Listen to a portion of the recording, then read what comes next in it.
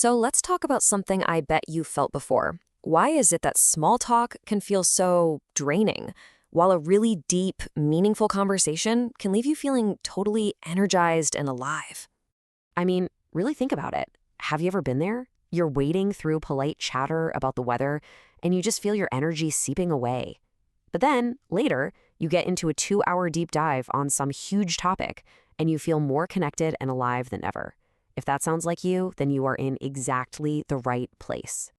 And here's the big takeaway we're going to unpack today. That feeling, it doesn't mean you're weird or awkward or antisocial. Not at all. It's actually a huge clue about how your mind is wired for something much, much deeper. Okay, so first, let's just put a name to it. Let's call it the small talk problem. What is actually going on in our brains that makes that surface-level chatter feel so, well, frustrating? It really just boils down to how our brains work.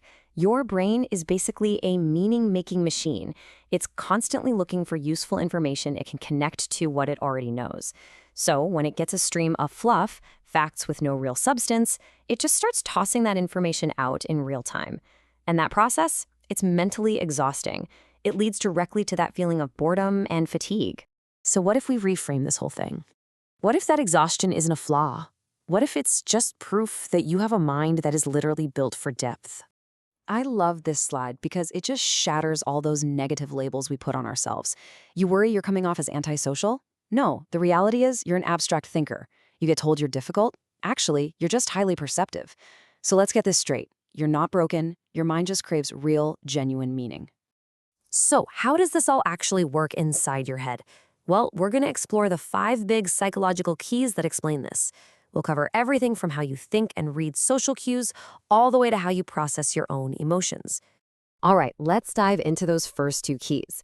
They're all about how your brain chews on information and why it prefers meaning over just, memorizing stuff.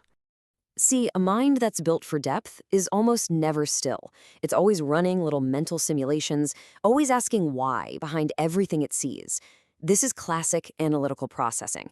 You're not just looking for interactions to pass the time, you're actively seeking out conversations that offer some kind of real mental growth. And this has a very real-world side effect. I mean, have you ever wondered why you can remember some complex idea from a conversation years ago, but you forget a person's name like 5 seconds after they tell you? Well, it's because a name, without any context or story attached to it, is just an arbitrary label. It's empty data. And your brain, being hungry for meaning, just instinctively discards it to make room for stuff that actually matters. A deep conversation provides all that juicy context your memory needs to actually engage. Okay, so let's move on to our next key. This one is less about facts and figures and more about people. It's all about reading between the lines.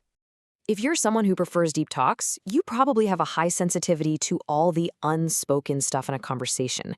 The tiny shifts in tone, the micro-expressions, the real intentions hiding behind the words. It's like you have this superpower that lets you read people really, really fast. And this quote just hits the nail on the head. This is exactly why small talk can feel so fake. You're not just hearing the words someone is saying, you are feeling the gap between those words and what they're truly feeling. And that disconnect, that inauthenticity, it's just jarring. So if you've got a mind that's wired like this, what do? Well, you seek out a challenge. This brings us to this idea of using conversation as a gym for your brain. There's a really cool psychological term for this, metacognition. All it means is thinking about your own thinking. Psychologists even call this a desirable difficulty.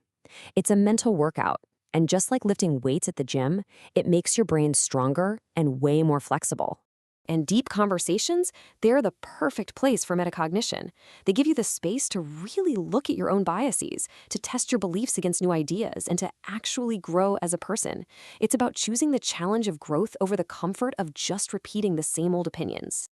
And all of this leads us to our final and maybe the most important psychological key: living in a way that's true to your authentic reality. People who crave depths tend to have incredibly rich inner worlds. You feel things deeply, your mind is always going. But, crucially, your sense of validation comes from the inside, not from what other people think of you. Psychologists call this an internal locus of control, and it's what gives you the power to choose real, genuine peace over all that exhausting social noise. So look, if you take only one thing away from our time together today, please let it be this. Your mind isn't broken. It's not flawed. It is quite simply built for depth. And that's not something to hide or feel bad about. It means you're part of a tribe, a group of people who value real growth and authenticity way more than just putting on a social performance.